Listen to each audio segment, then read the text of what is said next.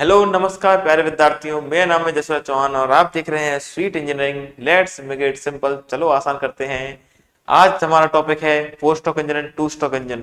तो देखते हैं दोनों में क्या अंतर होता है। आपने बहुत सुना होगा जब आप किसी इंजन के बारे में बात करते हो कि फोर स्ट्रोक है या टू स्ट्रोक है। ठीक है, पेट्रोल इंजन की, पेट्रोल और डीजल की तो बहुत बात करते हैं, लेकिन फोर स्ट्रोक टू स्ट्रोक दोनों इंजन के टाइप होते हैं, इनके बारे में बात लोग बहुत कम करते हैं। आज देखते हैं दोनों में अंतर क्या होता है।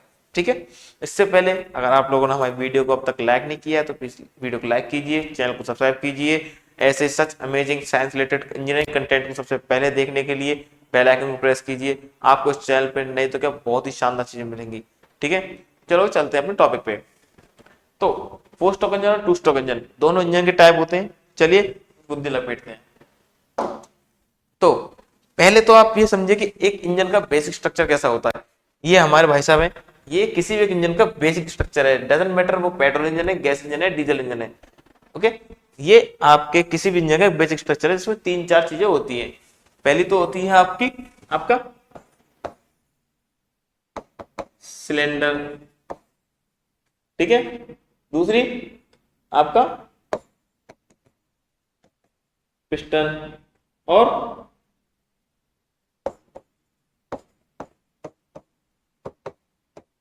Connecting rod. चौथा होता है सबसे इंपॉर्टेंट आपका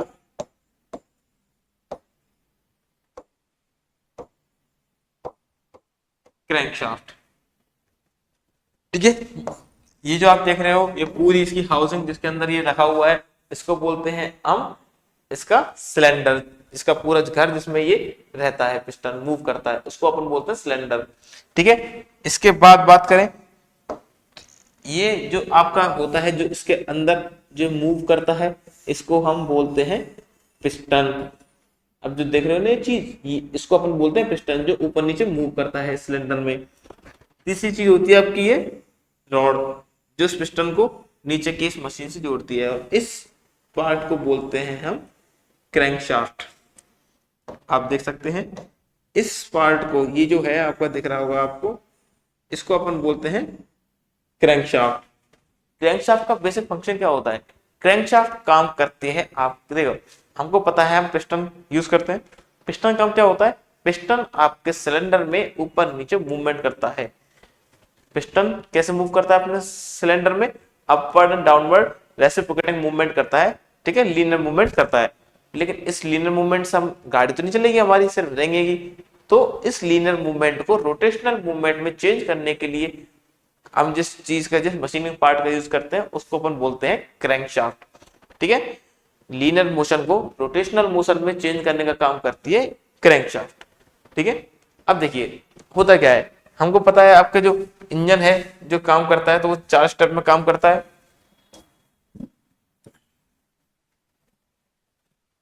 ठीक है, कौन कौन चार स्टेप होते हैं आपका? Intake, compression, ignition and exhaust. पूरे इंजन की वर्किंग हमने पहले एक वीडियो में समझा दी है। अगर आपने वो वीडियो नहीं देखी है तो आई बटन पे या फिर डिस्क्रिप्शन में आपको लिंक मिल जाएगा, वो वीडियो जाकर देख लेना। पूरे इंजन कैसे वर्क करता है वो आपको समझ में आ जाएगी, और इनटेक, कंप्रेशन, इग्निशन, एग्जॉस्ट क्या होते हैं वो भी समझ में आ जाएगा। ठीक है, अभी अब बात करते हैं कि अगर हम देखें, देखिए हमारा क्या होता है, इंजन काम कैसे करता है। सबसे पहले तो इसमें क्या होगा, ये भाई साहब आप समझ लो कि ये भाई साहब ऊपर है, तो आपकी ये रॉड यहाँ पे होगी ऊपर। ठीक है, यहीं पे होगी ना। अब होगा क्या, जैसे ही आपका पहला प्रोसेस स्टार्ट होगा इनटेक, तो ये रॉड आपका पिस्टन टीडीसी से बीडीसी तरफ आएगा। किसके लिए? आपको सिलेंडर का वॉल्यूम बढ़ाने के लिए। वॉल्यूम बढ़ेगा, चार्ज अंदर एंटर करेगा। ठीक है, तो ये पिस्टन यहां से नीचे मूव करेगा और आपकी क्रैंकशाफ्ट इस जगह से इस जगह मूव करेगी। ठीक है, यही होगा। अब आपका पिस्टन नीचे आ गया, अब क्या करेगा, सेकंड स्ट्रोक स्टार्ट होगा। सेकंड, इन्हीं को चार स्ट्रोक बोलते हैं। सेकंड स्ट्रोक चालू होगा जिसको बोलते हैं अपन कंप्रेशन। कंप्रेशन में क्या होगा, पिस्टन फिर से टीडीसी तरफ मूव करेगा। तो ये आपका हो गया इनटेक। फिर ये भाई साहब वापस जाएंगे यहाँ पे टीडीसी की तरफ, ये हो गया आपका कंप्रेशन। डन, ये हो गया आपका कंप्रेशन। अब इसके बाद जब आपका फ्यूल कंप्रेस हो चुका है तो उसमें आग लगेगी, पावर स्ट्रोक मिलेगा आपको। उस पावर स्ट्रोक की वजह से आपका पिस्टन वापस नीचे आएगा। ठीक है, यहीं से आपको एनर्जी मिलती है। तो आपका तीसरा स्टेप होता है इसमें, जहां से आपकी ये रॉड वापस नीचे आती है, ये आपका हो गया पावर स्ट्रोक। और फिर इन सब के बाद में आपका पिस्टन वापस ऊपर जाता है। पावर स्ट्रोक के बाद क्या करना होगा भाई, जो गैसेस आपने जला दी हैं वो गैस बाहर भी तो निकालनी है, तो यहाँ से ये वापस ऊपर पहुंचेगा जहां पे होगा आपका एग्जॉस्ट। तो ये 4 प्रोसेस होती हैं, 4 साइकिल्स होती हैं किसी भी आपके इंजन के अंदर। ठीक है, इसका आप चाहो तो स्क्रीनशॉट ले सकते हो।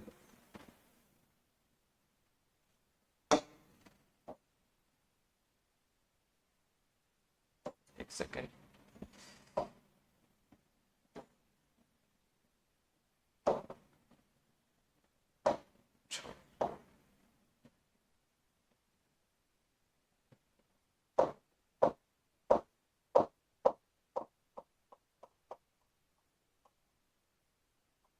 तो अपन बात करें तो बेसिकली यही 4 प्रोसेस होते हैं इनके अंदर।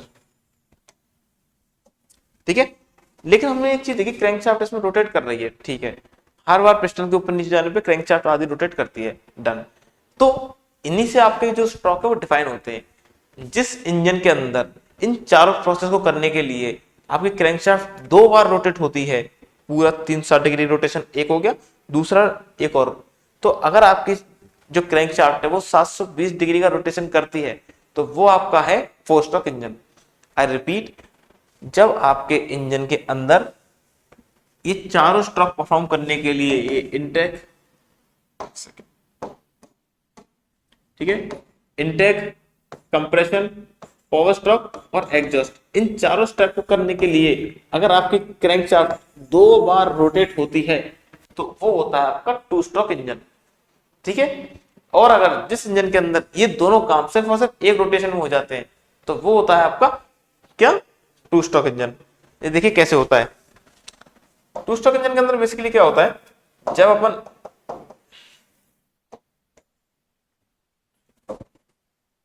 2 स्ट्रोक इंजन जब हम बात कर रहे होते हैं तो क्या होता है, देखो वही सेम कंडीशन, यहाँ पे आपका इंजन, ठीक है, पिस्टन ऊपर है, आपने जैसे पिस्टन को नीचे किया इंटेक के लिए, ठीक है, तब क्या होगा, इसमें इंटेक कहां से होता है, इसमें इंटेक के लिए पहली बात तो वाल्व नहीं होते, पोर्ट्स होते हैं। ठीक है, पोर्ट्स होते हैं, तो उन पोर्ट्स के थ्रू आपकी जो चार्ज पहले क्रैंक केस में इकट्ठा होता है, उसके बाद जैसे ही आपका पिस्टन टीडीसी तरफ आता है तो आपका जो चार्ज है वो यहां से वापस पहुंच जाता है ऊपर पिस्टन में, उस सिलेंडर में ऊपर, देन डन। तो ये आपके 2 प्रोसेस एक साथ हो जाते हैं यहाँ पे, पावर स्ट्रोक। और इस जगह पे क्या होता है, पहला स्ट्रोक के अंदर यहां पे आपका इनटेक और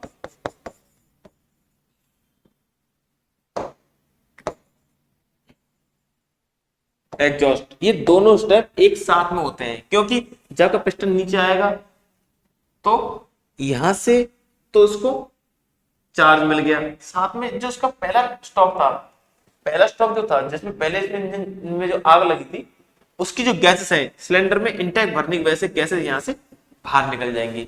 ठीक है, एक रोटेशन हुआ, पिस्टन से नीचे आया और 2 चीजें परफॉर्म हो गई, इंटेक भी और एग्जॉस्ट भी। वो गैस आई, ये गैस निकल गई, पिस्टन नीचे जा रहा है, पिस्टन नीचे जाने की वजह से ही इन गैस को यहां से ऊपर जाने की पावर मिली, और इन गैस के ऊपर आने की वजह से एग्जॉस्ट से आपके जो सिलेंडर से सारी जो गैसेस है वो बाहर निकल गई, डन। अब दूसरे स्टेप में क्या होगा, यहां पे आ गया आपका पिस्टन, ठीक है, अब यहां से अगला स्टेप स्टार्ट होता है। अब इस जगह से ये भाई साहब वापस ऊपर जाएंगे, पिस्टन यहां से टीडीसी की तरफ जाएगा और उसमें होगा आपका पहला स्टेप कौन सा होगा, कंप्रेशन। जैसे आपका पिस्टन ऊपर जाएगा तो कौन सा होगा आपका, पहला होगा कंप्रेशन। ठीक है, जैसे पिस्टन ऊपर पहुंच गया, कंप्रेशन हो गया, और तुरंत ही उसमें क्या होगा, स्पार्क की वजह से इग्निशन हो जाएगा। तो आपका स्पार्क की वजह से, इग्निशन की वजह से आपको क्या, पावर स्ट्रोक मिल जाएगा। तो आपका पिस्टन कहां था, ऊपर ही, आधा स्ट्रोक, आधी क्रैंकशाफ्ट मूव करी, ऊपर पहुंच गया, 2 चीजें हो गई, कंप्रेशन और इग्निशन। और जैसे अगले स्टेप में जब नीचे आया तो 2 चीजें हो गई, इंटेक और एग्जॉस्ट, डन।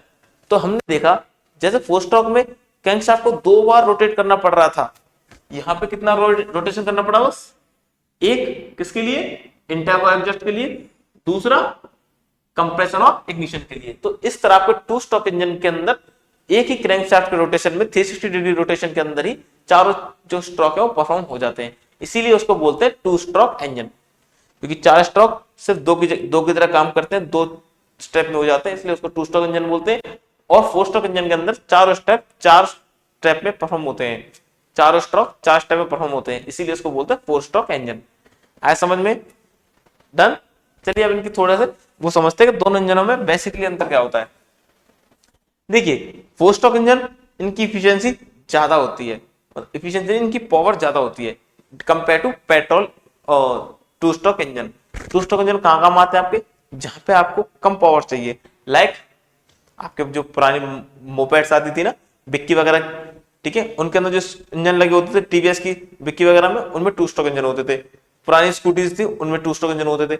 हर टाइम पे 4 स्ट्रोक इंजन कहाँ होगा, कार, बाइक, कार, बस, इन सब में 4 स्ट्रोक इंजन होते हैं। ठीक है, ये मेन अंतर है 2 स्ट्रोक और 4 स्ट्रोक इंजन के बीच में, अगर आप देखेंगे तो।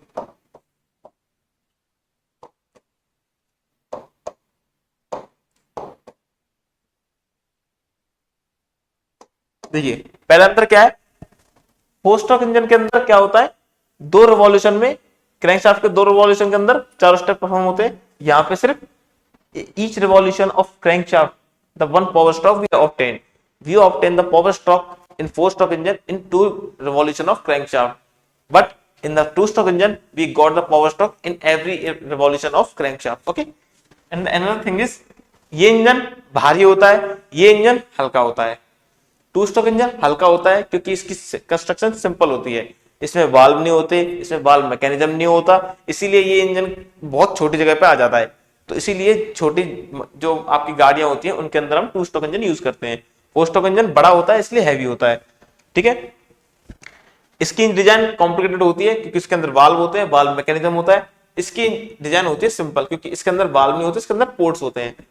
ठीक है, ये महंगा है क्योंकि ये बड़ा है, वो सस्ता है क्योंकि वो छोटा है। इसके कंपेयर में सस्ता होता है। Less mechanical efficiency due to more friction of too many parts. जैसा कि हमने देखा इसके अंदर वाल्व होते हैं, इसके अंदर वाल्व नहीं होते। अगर वाल्व है तो वाल्व को मूव कराने के लिए मशीन वाल्व मैकेनिज्म लगा होगा, और सारी क्या है, मैकेनिकल पार्ट्स ही है, मूव कर रहे हैं। अगर मूव करेंगे तो फ्रिक्शन चार्ज जनरेट होगा, फ्रिक्शन चार्ज जनरेट होगा तो आपके पावर ज्यादा खाएंगे। तो इसीलिए 4 स्ट्रोक की एफिशिएंसी कम होती है 2 स्ट्रोक के कंपेयर में। और यही कारण होता है कि आपकी जो स्कूटी, आपकी जो पुरानी बिक्की जो थी ना, वो कितने का एवरेज देती थी, 70 80 किलोमीटर तक का एवरेज दे रहे थे आपको, 80 किलोमीटर पर लीटर। लेकिन आपकी जो car, bike, car engine, sorry car, truck, ये कितना का इंजन एवरेज देती है आपको, मैक्स टू मैक्स 20, इतना तो होता है। तो यही अंतर है क्योंकि इसके अंदर क्या है, इसकी एफिशिएंसी कम होती है, उनकी एफिशिएंसी ज्यादा होती है।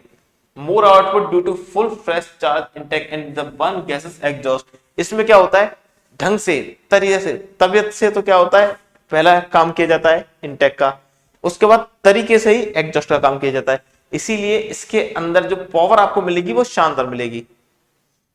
2 स्ट्रोक इंजन के अंदर दोनों चीज साथ में हो रही है। अब भाई आप घपलेबाजी करोगे तो काम तो ढंग से होगा नहीं, ये तो कंफर्म है। एक अगर आप कोई भी काम बिल्कुल तरीके से, तबियत से, टाइम देख कर रहे हो और एक जल्दी में कर रहे हो, 2 चीजें एक साथ कर रहे हो, तो दोनों चीज ढंग से हो पाएंगी क्या, कुछ नहीं हो सकता। तो इसीलिए इसकी एफिशिएंसी ज्यादा होती है। ये ठंडा चलता है, वो थोड़ा गर्म चलता है क्योंकि ये बड़ा होता है, तो बड़ा है, ज्यादा मेटल है तो हीट डिस्ट्रीब्यूट हो जाती है पूरे मेटल में, वहां पे मेटल कम है इसलिए हीट कम डिस्ट्रीब्यूट होती है, इसलिए वो गर्म होता है। ठीक है, इसकी फ्यूल कंजप्शन कम होती है क्योंकि पूरा बर्न होता है, उसमें फ्यूल पूरा बर्न नहीं। 2 स्ट्रोक इंजन के अंदर फ्यूल पूरा बर्न नहीं होता क्योंकि वहां पे काम जल्दी में होता सारा, इसीलिए। लेकिन यहाँ पे फ्यूल पूरा का पूरा जलता है, इसीलिए आपकी जो पुरानी जो बिक्की वगैरह थी ना, उनके अंदर आप देखोगे तो धुआं काला काला ज्यादा निकलता था। ठीक है, इंजन रिक्वायर मोर स्पेस, बड़ा है तो ज्यादा स्पेस चाहिएगी, वहां पे कम। कॉम्प्लिकेटेड लुब्रिकेशन सिस्टम, ये इंपॉर्टेंट चीज है, ये सॉरी मैंने चीजें रख दी, ये जो है ये इंपॉर्टेंट है। कॉम्प्लिकेटेड लुब्रिकेशन सिस्टम, लुब्रिकेशन क्या होता है, लुब्रिकेशन हम यूज करते हैं इंजन के अंदर फ्रिक्शन को कम करने के लिए, ऑयल भर के रखते हैं। इसमें क्या है, ऑयल 2-3 जगह डालना पड़ेगा, क्यों, एक तो आपको गियर बॉक्स में डालना है, फिर एक सिलेंडर के अंदर डालना है, वाल्व मैकेनिज्म में डालना है, फ्यूल सर्कुलेट, ऑयल सर्कुलेटिंग भी होता रहता है। बड़े जो इंजन होते हैं ना उनके अंदर ऑयल सर्कुलेट भी करना पड़ता है कूलिंग के लिए। तो यहाँ पे जो कूलिंग सिस्टम है, जो ऑयल जो लुब्रिकेशन सिस्टम है वो थोड़ा हैवी होता है, मतलब कॉम्प्लिकेटेड होता है। यहाँ पे बहुत ही सिंपल लुब्रिकेशन सिस्टम, एक में ही पूरा पूरा इंजन है, एक बोतल में पूरा इंजन भर दो ऑयल से, खत्म बस। ये सेल्फ कूल होता है, इसके अंदर कोई भी कूलिंग के लिए इक्विपमेंट नहीं लगा होता। फोर स्ट्रोक इंजन के अंदर कूलिंग के लिए इक्विपमेंट लगे होते हैं। बेसिकली बात करें तो वाटर कूलिंग होती है इंजन के अंदर, फोर स्ट्रोक इंजन के अंदर। और उसी इंजन की वजह से आपके जो गाड़ी के आगे जो लगा होता है ना रेडिएटर, वही उस पानी को ठंडा करता है। वो पानी होता है इंजन में जाता है, इंजन की हीट को लेके गर्म हो जाता है और वो आगे जाके रेडिएटर में ठंडा होकर आता है। और ऐसे करके जब आपको खत्म हो जाता है ना कूलेंट, पानी खत्म हो जाता है, तो आपकी गाड़ी बहुत जल्द गर्म हो जाती है। ठीक है, ये बहुत कम आवाज करता है, वो ज्यादा आवाज करता है। Engine consist inlet and exhaust valve, इसमें वाल्व होते हैं, उसके अंदर पोर्ट्स होते हैं। ठीक है, इसके अंदर क्या होते हैं, पोर्ट्स, ये इंपॉर्टेंट है भाई। यहाँ पे वाल्व होते हैं। अगर अपन बात करें ना तो वर्किंग के अलावा दो चीजें इंपॉर्टेंट होती हैं। एक तो आप किसी चीज की वर्किंग देख रहे हो कि वर्किंग, भाई आपको किसी चीज का अंतर बताने कहेंगे तो पहले तो आप बताओगे दोनों में काम करने में क्या अंतर है, दोनों में दिखने में क्या अंतर है, फिर दोनों की कंस्ट्रक्शन में क्या अंतर है। तो यहाँ पे बात आती है कंस्ट्रक्शन की। तो इसके अंदर वाल्व होते हैं, इसके अंदर पोर्ट्स होते हैं। आया समझ में? डन। चलिए, तो ये आपके बेसिक बेसिक चीजें हैं। और तो सारी चीजें सेम ही है कि इसमें क्या है, वियर एंड टियर मतलब घर्षण ज्यादा होता है, टूट फूट ज्यादा होती है, उसके अंदर कम होती है। ठीक है, इसके अंदर कम होती है, सॉरी उसके अंदर ज्यादा होती है। यही सारी चीजें हैं। तो ये होते हैं आपका basic means of two, basic differences of two stroke and four stroke engine. ठीक है, अगर किसी को इसमें कोई डाउट हो तो प्लीज कमेंट सेक्शन में कमेंट कीजिएगा। अगर आपको वीडियो पसंद आई हो तो प्लीज वीडियो को लाइक कीजिए, चैनल को सब्सक्राइब कीजिएगा। मिलते हैं नेक्स्ट वीडियो में, तब तक के लिए जय हिंद, जय भारत, राधे राधे।